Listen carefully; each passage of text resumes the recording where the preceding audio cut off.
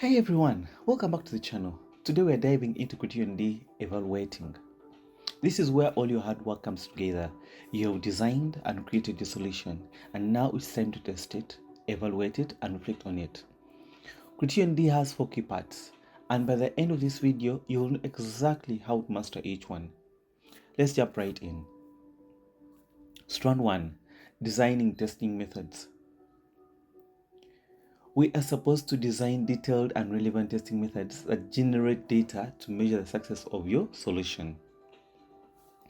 This is all about creating a clear plan for testing your product. You can't just say, I showed it to some people and they liked it. You need to be structured. You need measurable and structured tests. Here's what makes a great testing method. 1. Link directly to your design specifications. Remember those success criteria you wrote in Criterion B? Your tests need to measure those specific criteria. If you said your app would load pages in under 2 seconds, then you need a test that measures loading time. 2. Generate quantitative or qualitative data. Quantitative data is numerical, things like timing how long something takes, counting how many people complete a task, measuring dimensions, whereas qualitative data is descriptive, like user feedback, observations, or opinions. The best evaluations use both. 3. Be detailed and replicable. Someone should be able to read your testing method and repeat it exactly. Include what you will test, who will test it, how many people, how many trials, what tools or what materials will you use, the exact steps of the test, and how you will record the data. Here's an example. Let's say you designed a study app for students. A detailed test would look like, I'll conduct usability testing with 5 students aged 14 to 16 from my school. Each student will be given 3 tasks: creating a study schedule, setting a reminder, and tracking their progress. I will time how long each task takes and record any difficulties on an observation sheet. After testing, I will ask each student to complete a survey rating the app's ease of use on a scale of 1 to 5 and to provide written feedback on what they found confusing. See how specific it is? That's what you're trying to aim for. Here's a tip. Design multiple different tests to evaluate different aspects of your solution. Don't rely on just one test method. Strand 2. Critically evaluating success. Now for Strand 2, critically evaluating the success of your solution against the design specification.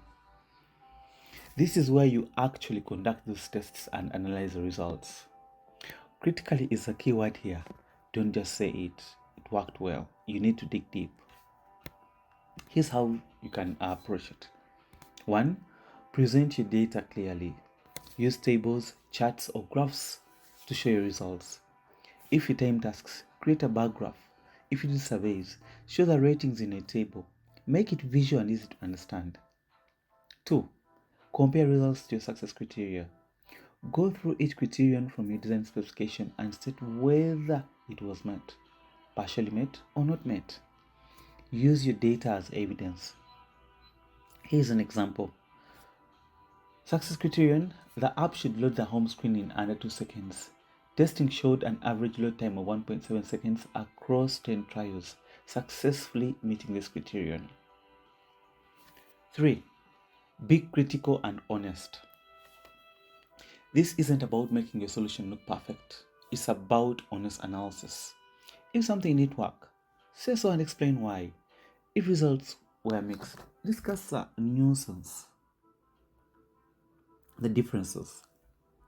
4. Explain unexpected results. If something surprised you in testing, explore why. Did users struggle with a feature you thought was simple? Did something work better than expected? Here's an example of critical evaluation. While the app met the loading time criterion, user testing revealed issues with the navigation. 4 out of 5 testers took over 30 seconds to find the progress tracking feature, and 2 users gave up entirely. This partially meets the success criterion of intuitive navigation, as the target was for 80% of users to complete tasks without assistance. The feedback indicated that the menu icon was not obvious enough. Notice how this acknowledges both success and failure, user specific data, and doesn't make excuses. Moving on to strand 3, explaining how the solution could be improved. Based on your evaluation, what would you do differently? This shows your ability to learn from the testing and think iteratively. Here are the key elements. 1. Address the weaknesses you identified. For every single problem you found in strand 2, propose a specific improvement. Don't just say make it better. Explain exactly what you would change and why. 2. Be realistic and justified. Your improvements should be feasible and directly address the issues. Explain how each improvement would solve a problem. 3. Prioritize. You might identify many possible improvements. Focus on the most important ones that would have the biggest impact. For example, to improve the navigation issue, I would 1. Replace the current 3-line menu icon with a labeled navigation bar at the bottom of the screen, as this is more familiar to users from popular social media apps. 2. Add a quick tutorial on fast launch that highlights key features. 3. Implement color coding.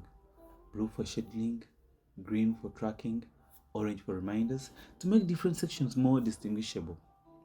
These changes address the main user feedback about finding features and would likely increase task completion rates based on similar improvements in comparable apps.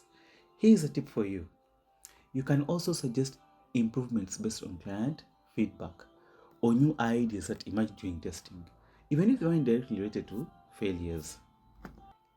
In strand 4, explaining the impact of the solution on the client or target audience. This is where we step back and look at the bigger picture. How has the solution actually affected the people it was designed for? What do we include? Include your immediate practical impact. How does your solution help users in their daily lives? Does it save time? Does it reduce stress? Does it make something easier? Does it solve a specific problem? 2. Feedback from actual users. Include direct quotes or paraphrased feedback from your target audience.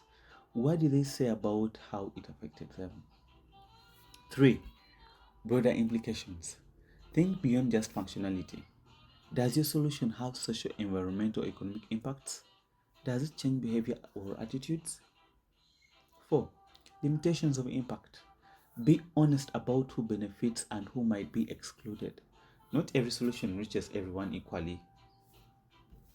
Here's an example. The study app had a positive impact on student users. In follow-up interviews 1 week after testing, 4 out of 5 students reported they felt more organized, and 2 students said they would start completing homework earlier because of the reminder feature.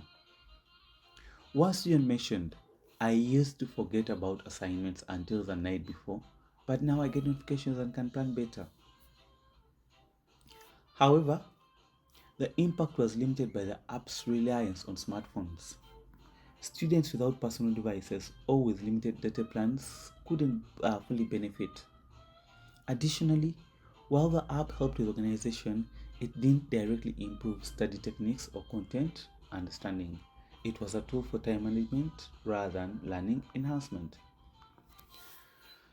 That example alone shows depth, celebrating the positive impact while acknowledging the limitations.